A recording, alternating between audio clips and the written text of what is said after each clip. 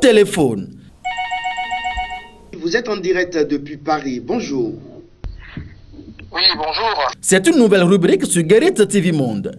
Réagissez partout dans le monde sur le sujet d'actualité de votre pays en laissant un message WhatsApp sur la tablette de la rédaction de Guérit TV Monde au 00229 91 19 10 10. C'est à nous de vous rappeler Guérit TV Monde, le leader des Web TV. Fidèles internautes de Guérit TV Monde, amis téléspectateurs, bonjour. Nous sommes lundi 23 novembre 2020. Le quotidien Matin Libre a titré en manchette « Des milliards engloutis sans résultat à Maria Gletta et Porto Novo ». Où sont-ils les auteurs des scandales dénoncés?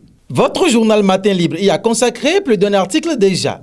En effet, s'il y a un chantier sur lequel le pouvoir de Patrice Talon ne pourra s'en sortir, quels que soient les arguments, c'est bien celui de l'élucidation des scandales commis sous l'Ancien Régime. D'aucuns avaient même argué que c'est parce que Yaya Boni était au pouvoir qui ne facilitait pas la tâche à la justice de faire son travail. Bientôt 5 ans que l'ex-chef de l'État a cédé le fauteuil à son successeur. Mais quel Béninois pourra dire avec exactitude ce que sont devenues les affaires Yobin d'Anivor? Maria Gletta, siège de l'Assemblée nationale, il sait ses services, logements sociaux. Inutile de parler du PPA 2. C'est rangé, il paraît, définitivement par la justice. En conclusion, le quotidien Matin Libre nous laisse lire. À quand alors un conseil des ministres comme point de départ sur ces dossiers pour donner de la graine à moudre à la criette, la cour spéciale? Et pourtant, des voix ne cessent de se lever pour dire que pour la plupart, ces présumés auteurs, serviteurs, hier sous le régime de Yaya Boni, se sont reconvertis depuis 2016 en des hommes nouveaux sous la rupture de Patrice Talon. Il semble que c'est là que les Béninois attendent aussi le centre de nouveau départ pour mieux le porter dans sa lutte contre la corruption. En fausse manchette haut, tournée du chef de l'État, les démocrates, un déplacement à but électoraliste. En page 10, l'information est à retrouver. Évasion de détenus de la prison de Missérété.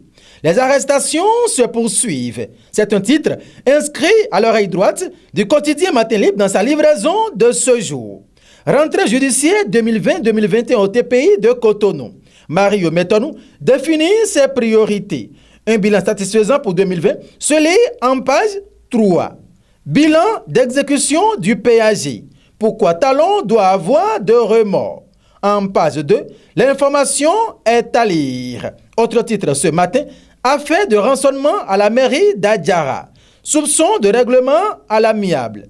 Saura-t-on un jour la vérité dans l'affaire de rançonnement qui défraie la chronique à la mairie d'Adjara? La conduite du conseil communal depuis l'éclatement de cette affaire fait craindre des tentatives pour étouffer le dossier.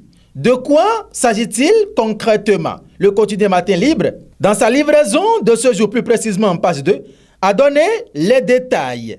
Coopération bénino-allemande, lutte contre la criminalité. La GIZ dote la police républicaine de matériel. Et pour finir, pour non-paiement de 7 mois de salaire, le chantier Kalavik-Pota-Ruedo arrêté. Les travaux de construction de la voie Kalavik-Pota-Ruedo sont suspendus depuis quelques jours.